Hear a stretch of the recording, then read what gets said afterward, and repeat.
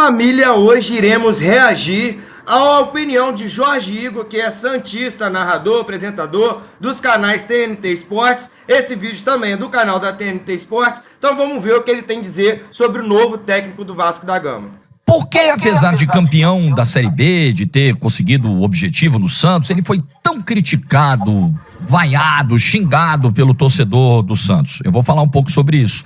E o que esperar desse novo trabalho? Que tipo de recado o Vasco passa ao trazer esse profissional?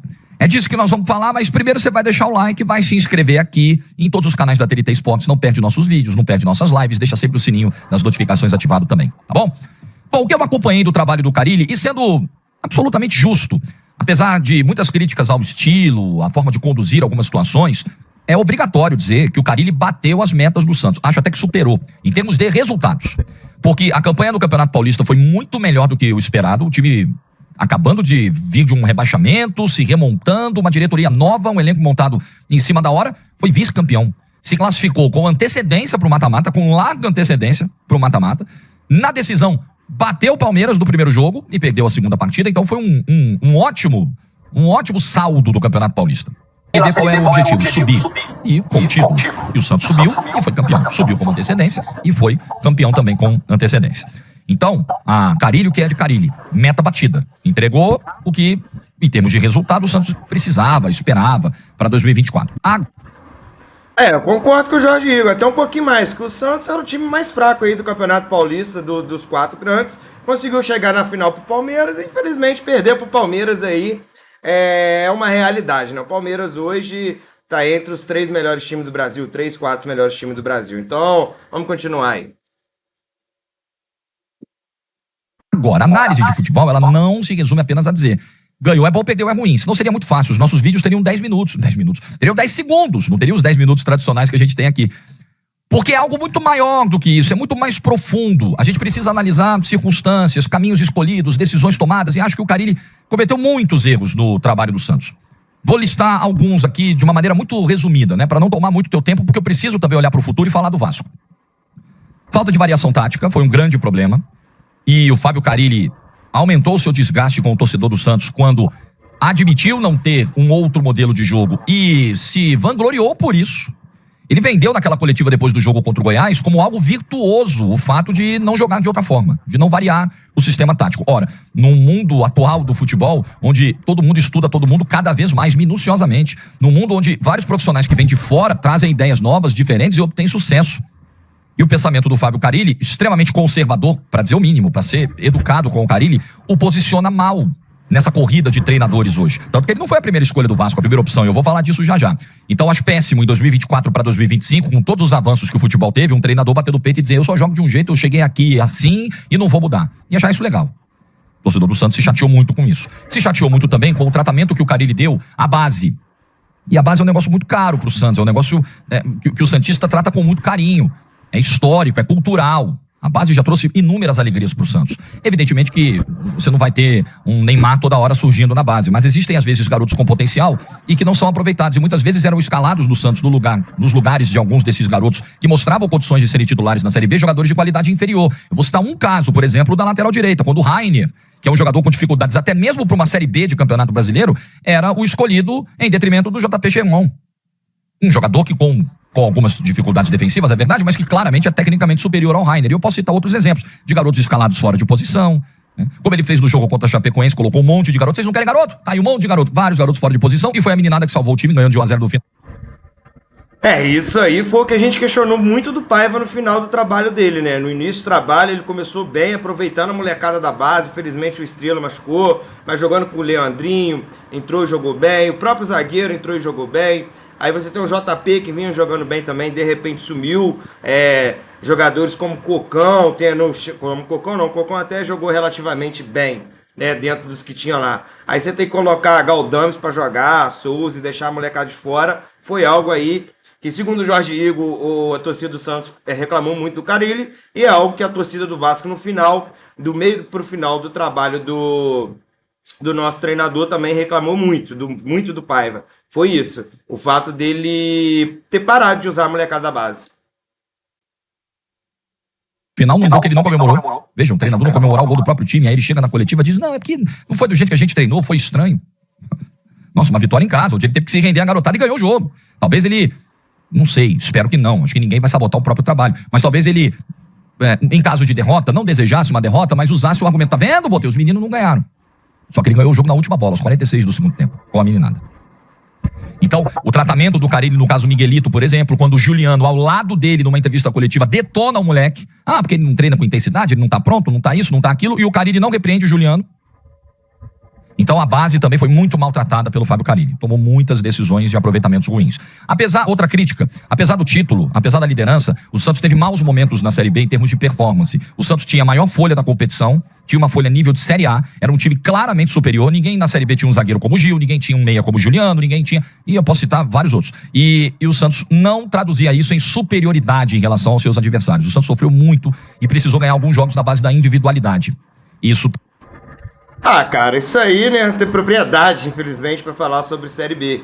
Felizmente, cara, muito difícil hoje em dia um time sobrar. Tanto aí que o Vasco não voltou campeão, só voltou campeão na primeira vez que caiu. O Cruzeiro ficou 3 anos aí, Botafogo subiu bem, né? O Cruzeiro subiu bem também. Mas assim, nenhum dos times jogando futebol vistoso. Série B é outro campeonato, é um campeonato à parte. Também foi um ponto destacado. O Santos poderia jogar muito mais com o elenco que tinha nas mãos. E a sensação que o Fábio Carille passava era de um treinador que tirava metade apenas da capacidade desse elenco, quando muito, né? Se não menos da metade. Essa também foi uma outra crítica. A postura do Carille em alguns episódios, por exemplo, naquela história do interesse do Corinthians, acelerou esse desgaste. Eu acho que o Carille não entendeu, não só uma questão de cultura de clube, né, do estilo de jogar, do aproveitamento da base. Eu acho que o Carille não entendeu o tamanho do desafio que ele tinha de vestir a camisa do Santos Futebol Clube, um dos clubes mais conhecidos e respeitados do mundo. Eu acho que o Carille não construiu, não se preocupou em construir uma boa relação com a torcida em momento algum, tanto que, inclusive, ele, né, é vaiado no recebimento da medalha depois da derrota pro CRB dentro da Vila Belmiro. Quem viu só aquele episódio isolado, nossa, que absurdo, o técnico campeão, como assim? A torcida xingando, que torcida ingrata. É preciso acompanhar toda a linha do tempo para você entender por que a situação chegou nesse nível de desgaste. Então, é um trabalho que não deixou qualquer saudade. Um trabalho que já poderia ter sido encerrado no meio da Série B, porque não havia clima mesmo com o torcedor. O próprio presidente do Santos, meses antes de demitir o Carille, disse numa entrevista, depois de um jogo, olha, não tá bom mesmo, o desempenho não tá legal, não estamos gostando. O próprio presidente, Marcelo Teixeira. Durante a campanha, ninguém gostou da campanha, ninguém gostou do desempenho, ninguém gostou da performance. Carga de treinos também era um negócio muito criticado. Porque o Santos, às vezes, tinha intervalos de 10 dias entre os jogos, jogando apenas uma competição, que era a Série B, e 2 dias de folga, e voltava em um treino, em um período. A gente não sabe a carga desse treino, mas o torcedor cobrava, porque o time não mostrava intensidade nos jogos. Talvez fruto de uma falta de intensidade no dia a dia, não sabemos. Do método de trabalho, não sabemos porque a gente não vê o treino. Mas era uma suspeita que o Santista tinha, porque muitas vezes o time estava se arrastando. Tem um jogo do primeiro turno contra o Novo Horizontino, que o Santos aos 20 minutos tomou um gol de contra-ataque com os zagueiros com a língua de fora da metade do campo sem conseguir acompanhar. Isso é falta de intensidade. E o Santos mostrou isso ao longo de... Outro grande problema que a gente vem falando aqui do Vasco. O Vasco esse ano não correu. Tem a desculpa lá do GPS, que não sei o quê. O time do Vasco morto fisicamente, morto. Vários jogos na Série B. Então o Vasco contrata um treinador que não está em alta, não está em ascensão. Nossa, mas ele subiu com o Santos campeão da Série B. Ora, ele foi a 4ª escolha do Vasco. Pelo menos o 4º nome dos que a gente ouviu, né? Porque ouvimos Fernando Diniz, ouvimos Luiz Castro, ouvimos Renato Gaúcho, e o Renato confirmou ontem que foi procurado pelo Vasco e negou e disse não, foi procurado pelo Vasco e pelo Santos e fechou com o Carille. Então, no mínimo, o Carille foi a 4ª opção. O que mostra também, agora falando da realidade do Vasco, que não existe uma linha de coerência na definição da busca por um novo treinador. Diniz é posse de bola, Luiz Castro é jogo de transição, Renato Gaúcho eu não sei nem o que é hoje. É um fiasco de trabalho em 2024. E o Fábio Carille, reativo, monotemático. Então não tem uma coerência. Se contrata, o que tem. E não é só o Vasco, vários clubes estão indo nessa também. O Galo estava falando em Luiz Castro e Antônio Oliveira, por exemplo. Né? Enfim, são necessariamente iguais? Não são. E por aí vai. Então não há uma linha definida. Segundo ponto que me chama a atenção sobre a escolha do Vasco. O Vasco, ele não consegue ir no ideal, ele vai no possível, tanto que ele precisou da 4ª escolha, porque o Vasco hoje, ele não está financeiramente firme e politicamente estruturado para chegar e falar, nosso alvo é esse aqui e nós vamos brigar por ele. Nós queremos esse técnico e nós vamos buscar ele. E se chegar alguém para tentar atravessar o negócio, nós vamos cobrir. O Vasco hoje, ele não trabalha com o ideal, ele trabalha com o que dá, infelizmente. Porque o Vasco teve que expulsar uma SAF que estava fundando o clube através de uma liminar, de uma decisão judicial, de uma decisão que é válida, porém frágil no longo prazo. E o Vasco não sabe como vai ser esse investimento pro futuro. Quem vai chegar? O Vasco vai tocar essa SAF pra frente. Quem vai chegar? Qual vai ser o investidor? Quem vai chegar? Quando vai chegar e como ele vai trabalhar? Não sabe. Então o 2025 me passa a impressão, quando você contrata um treinador como o Fábio Carille, de que você vai jogar pra sobreviver em 2025. Você vai jogar, olha, timezinho de Operário aqui, beleza? Vamos jogar pra não perder, pra ganhar de 1-0 numa bolinha, 2 finalizações por jogo, fazer os pontinhos e sobreviver. Me parece isso. Me parece um cenário muito desafiador pro Vasco. E me parece que não teremos grandes contratações em termos de elenco. Porque, obviamente, se você não conseguiu trazer nem a tua primeira, nem a tua segunda, nem a tua terceira opção de técnico, o que dirá elenco? Fala-se agora de uma vinda do Tietê, eu acho que seria um acréscimo importante de qualidade, mas veja, né? Como vai ser isso? Provavelmente o Vasco também não terá um grande time em mãos. E talvez, sabendo disso, o Vasco tenha escolhido um treinador que vai fazer o Vasco perder pouco ou perder de pouco. Esse é um problema. Então não dá pra criar grandes expectativas. E sobre variação tática, eu queria fazer um ponto também. O Fábio Carille foi criticado porque ele assumiu não ter como variar o sistema de jogo. Não saber jogar de outro jeito. Ele disse isso. Eu não sei jogar de outro jeito. Eu cheguei aqui assim, eu vou assim. O Paiva no Vasco também foi criticado por isso. Porque ele arma um time num 4-3-3 com os pontas se machucam e ele insiste no sistema que claramente não estava dando certo. E esse foi um dos motivos da aceleração do desgaste dele com o torcedor do Vasco e a consequente queda antes do fim do Campeonato Brasileiro. Então, se essa era uma preocupação com o Paiva, se esse era um ponto do Paiva, imagina com o Carille. Só que a questão é que o Paiva, que eu acho que isso é mais grave envolvendo o Carille, a questão é que o Paiva é um treinador em início de carreira. Um início de desafio no profissional. O Carille já rodou, o Carille já foi campeão brasileiro, o Carille estava no Japão. Importante lembrar também. O Vasco, quando eu digo que não traz um treinador em alta, não traz um treinador da primeira prateleira, é só você pegar o histórico recente. Antes do Santos, onde ele foi bem em termos de resultado e mal em termos de performance, ele estava no Japão, verdade, na segunda divisão do Japão.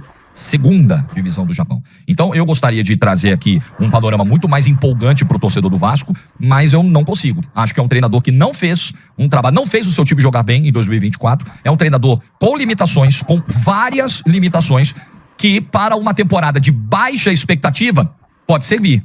Então acho que a contratação do Carille, ela põe as coisas no lugar. Infelizmente um lugar ruim para o vascaíno, mas uma baixa de expectativa. É ano de dificuldades. E o Carille, dentro desse ano de dificuldades, é o treinador escolhido com um perfil para lidar com essa situação. Enfim. Gente, pra mim, Jorge Igor aí, cirúrgico, não tem muito nem o que comentar em cima. É isso que ele falou. Foi o que eu até disse nos meus stories ontem também lá no Instagram. Inclusive, se você não segue, já segue lá, @gubascaíno no Instagram. Então, cara, é isso aí. É mais um ano de sofrimento, com um elenco limitado. Não espero nenhuma grande contratação esse ano. Um técnico que faz o arrozinho com feijão pro Vasco conseguir se manter na Série A, pontuar na maioria dos jogos, se manter na Série A. Enfim, vai ser aquela mesma jogada do ano passado, né? É arrumar uma bolinha pro Verratti, ele fazer um gol, fechar a casinha e o Vasco conseguir pontuar. Felizmente, é o que temos para esse ano. Então, já fica aqui, muito obrigado, vai ter saindo muito vídeo novo essa semana, consegui arrumar um notebook aqui, enfim, vou começar a movimentar o canal aqui, Resenha do Gu, no YouTube. Muito obrigado, não esqueça, já deixa o seu like, compartilha esse vídeo aí para poder estar me ajudando. E comenta aí, o que você acha que será a temporada do Vasco esse ano? Vamos brigar por alguma coisa ou a única briga que nós vamos fazer é brigar para não cair? Já diz aí. Tamo juntos.